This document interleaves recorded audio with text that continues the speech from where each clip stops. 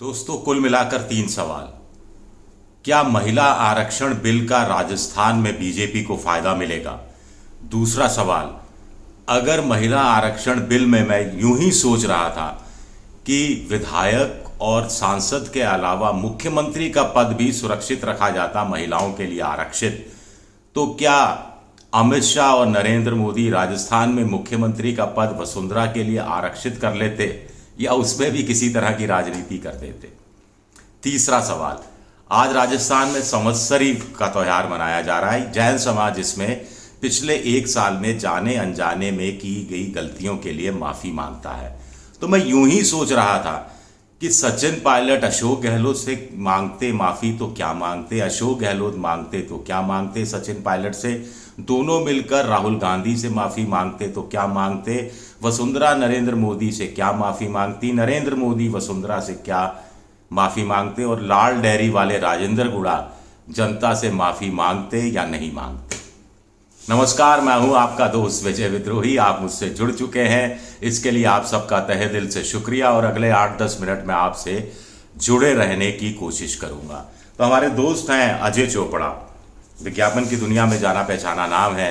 उन्होंने बड़ी खूबसूरत एक कविता भेजी मुझे, मैसेज भेजा क्षमा याचना पर्व पर संवत्सरी।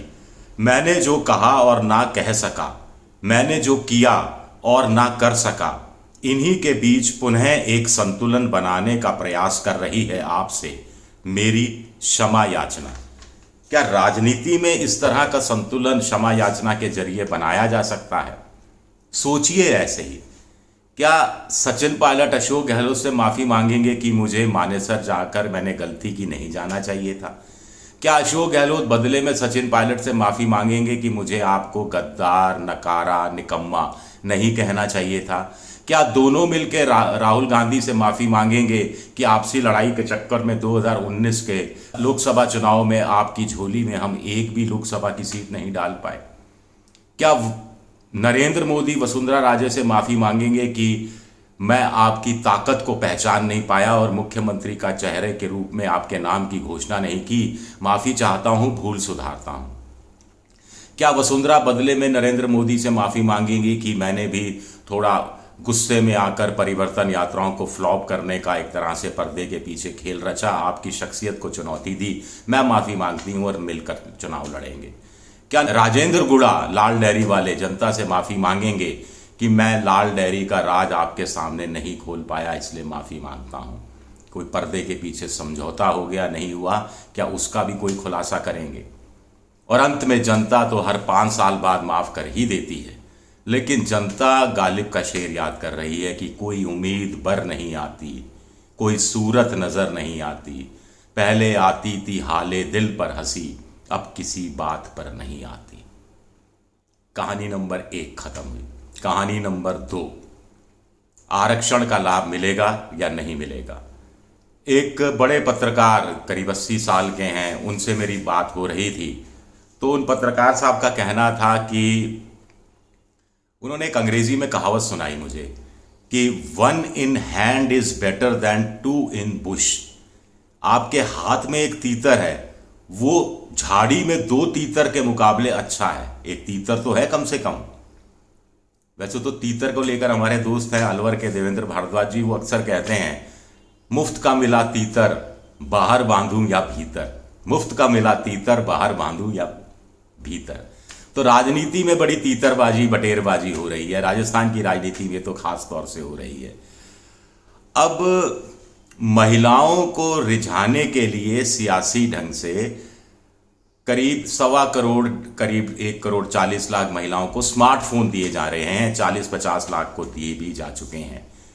तो पत्रकार साहब का कहना था कि साहब, मोबाइल फोन हाथ में आ गया महिला के लिए, वो ज्यादा जरूरी है, या महिला आरक्षण के तहत कुछ महिलाएं लोकसभा, राज्यसभा, विधानसभा में पहुंच जाएंगी, राज्यसभा के लिए तो रखा ही नहीं है, वो ज्यादा महत्वपूर्ण है? 6-7 हज़ार रुपए का मोबाइल फोन आ गया, 3 साल का मुफ्त का डाटा आ गया। अब बच्चों ने छीन लिया मोबाइल फोन, अलग बात है, पति ने ले लिया मोबाइल फोन, वो अलग बात है, फिर भी महिला सुबह सुबह कोई मैसेज तो देख लेती है, और हाथ में कम से कम एक मोबाइल फोन तो है। और महिला आरक्षण तो कब हाथ में आएगा कुछ पता नहीं। अगर तत्काल रूप से यानी आज लोकसभा में कल राज्यसभा में पास हो जाए और लागू कर दिया जाए, 2 दिन में राष्ट्रपति के साइन हो जाएं और गजट में घोषणा हो जाए, तो शर्तिया राजस्थान में बीजेपी को फायदा मिल सकता है विधानसभा चुनाव में। लेकिन यहां तो नियत में ही खोट है। कहा गया है कि जनगणना होगी पहले, फिर परिसीमन होगा, उसके बाद महिला आरक्षण कानून देश में लागू होगा। जनगणना कब होगी? 2024 के लोकसभा के चुनाव के बाद। उसमें कितना समय लगता है? 1 से 2 साल, यानी 2027 तक ये मामला खिसक जाएगा। फिर परिसीमन होगा, परिसीमन में समय लगता है आमतौर पर 4 से 5 साल, यानी 2028 में भी राजस्थान के विधानसभा चुनाव फिर होंगे जब, तो महिला आरक्षण कानून लागू नहीं हो पाएगा। बहुत संभव है कि 2029 के लोकसभा चुनाव में भी लागू नहीं हो पाए, क्योंकि तब तक परिसीमन हो भी नहीं पाएगा।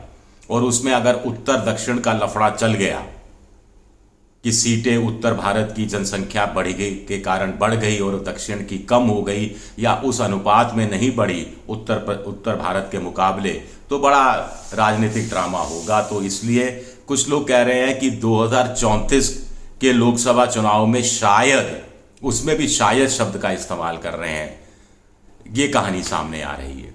एक और मैंने जो थोड़ा तंज कसा था या थोड़े व्यंग में कहा था, लोकसभा की बहस को सुनते सुनते मेरे दिमाग में आया कि मुख्यमंत्री का पद अगर महिलाओं के लिए आरक्षित होता, कि इस बार राजस्थान में कोई भी पार्टी जीते, मुख्यमंत्री कोई महिला होगी, तो क्या बीजेपी घोषणा कर देती वसुंधरा राजे होगी, या बीजेपी कहती कि राजकुमारी दिया होगी, या फिर कोई और नेता होंगी, या दिल्ली से कोई पैराशूट महिला उम्मीदवार आ जाएगी? क्या आला कमान और वसुंधरा के बीच इस कदर तलवारें खिंच गई हैं? यह अपने आप में एक बड़ा सवाल उठता है। परिवर्तन यात्राएं धीरे धीरे कर जयपुर पहुंच रही हैं, और उसमें देखा गया कि जहां जहां वसुंधरा के समर्थक थे वहां वहां रैली को उतनी सफलता नहीं मिली। हालांकि दूसरी जगह भी सफलता नहीं मिली, पॉकेट्स में सफलता मिली। जो 6-7 घोड़े मुख्यमंत्री पद की रेस में दौड़ रहे हैं, उन्होंने अपने इलाके में खूब सरपट दौड़ लगाई पर रथ यात्रा की। बाकी जगह मोटे तौर पर भीड़ नहीं जुटी, और आला कमान भी इसको लेकर थोड़ा नाराज भी है, थोड़ा हैरान भी है। हैरान नहीं होना चाहिए आला कमान को, सारी गलतियां तो आला कमान की हुई हैं। दरअसल पिछले 20-25 साल से राजस्थान की जनता में मैं कह रहा हूं, कांग्रेस का कार्यकर्ता और बीजेपी का कार्यकर्ता, संघ का कार्यकर्ता, बीजेपी का अनुशासित कैडर वाली पार्टी है उसका कार्यकर्ता, इसको आदत पड़ी हुई है वसुंधरा को देखने की और सामने अशोक गहलोत को देखने की। अब यह अचानक आ गया सामूहिक नेतृत्व, प्रधानमंत्री का चेहरा होगा, वसुंधरा का मुख्यमंत्री चेहरा नहीं होगा, किसी का भी मुख्यमंत्री के रूप में चेहरा नहीं होगा, तो कैडर परेशान है, कंफ्यूजिया गया है, चौराहे पर आकर खड़ा हो गया है। और पार्टी का आला कमान अपने कार्यकर्ताओं को यह समझाने में नाकामयाब रहा है कि आखिर वो किसी को मुख्यमंत्री का चेहरा क्यों नहीं घोषित कर रहे हैं, इसके पीछे की सियासी रणनीति क्या है। अब मजबूरी तो वो कह नहीं सकते आला कमान, तो सियासी रणनीति क्या है वो कैडर को समझा नहीं पा रहे। और उधर कैडर की ये समझ में नहीं आ रहा कि ये सामूहिक नेतृत्व नाम की बला क्या है, कलेक्टिव लीडरशिप ये क्या नई बला है। अच्छा भला मुख्यमंत्री का चेहरा होती थी वसुंधरा, चाहे वो सत्ता में हो चाहे विपक्ष में हो, और 1998 से यानी पिछले 25 साल से ये सिलसिला चल रहा है। 1998, 2003, 2008, 2013, 2018 और 2023 में आके चीजें नए सिरे से सामने आ रही हैं, इसलिए भी चीजें कन्फ्यूजियाई हुई हैं। कुछ लोग कह रहे हैं प्रधानमंत्री जी की 25 को रैली होगी, उसमें कोई संकेत दे सकते हैं इस बात को अगर वो पहचान रहे हैं। कुछ का कहना है कि आला कमान को लग गया है विद और without Vasundhara party BJP Rajasthan में जीत रही है, तो इस बहाने वसुंधरा को निपटाने का ये शानदार मौका है। कुछ लोग कह रहे हैं कि अगर विद और विदाउट वसुंधरा जीत भी रही हैं तो भी जो विरासत या सत्ता का हस्तांतरण थोड़ा लोकतांत्रिक तरीके से होना चाहिए, थोड़ा गरिमा होनी चाहिए। लेकिन बीजेपी का आला कमान गरिमा वाली राजनीति, नैतिकता वाली राजनीति नहीं करता, आक्रामक राजनीति करता है, चौंकाने वाले फैसले करता है।